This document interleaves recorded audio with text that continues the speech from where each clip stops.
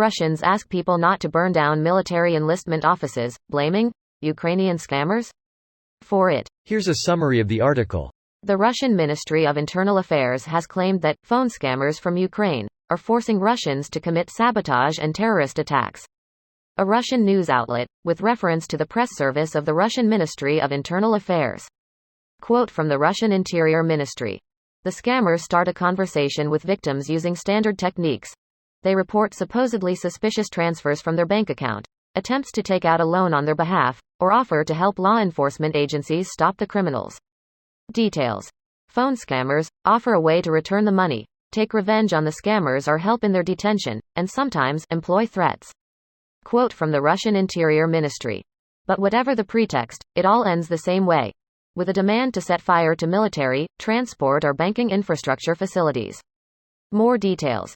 The so-called scammers also directly address Russians with a proposal to arrange a sabotage for money.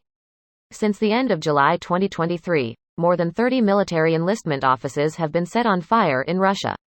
This post received a score of 12,000, with an upvote ratio of 95%. Here are the top comments in response to this article. So wait, their defense against the notion that this is internal discontent is, oh no, this is all down to our simple incompetence and inability to protect these facilities deep inside of Russia. Wow, I'm not unpopular, just shit. It seems blaming incompetence is a common Russian tactic. I think to them it comes off as more of a "this isn't my fault, Jimmy is incompetent," while hoping everyone ignores the fact that they are the ones who put Jimmy in charge and there are Jimmys everywhere. To their credit, Russian incompetence is super believable as an excuse. That's the one thing going for it.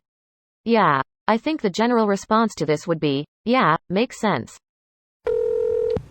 Please don't burn the offices that will send you to your death. Actually, probably more likely to your disappearance, so that your family will get zilch. We will promise your widow a lada, but in the end, there is no lada. I heard one family got a bag of dumplings from Kremlin as a gratitude for a dead son. Those were the lucky ones. Others got a bag of onions, or these ones that got coats that were taken back after video. Oh, like Stalag 17, where they distribute Red Cross blankets before the inspector's visit, and take them back the day after. Not at all original, totally expected. Dear Russian patriots, please refrain from setting our armed force recruitment offices on fire.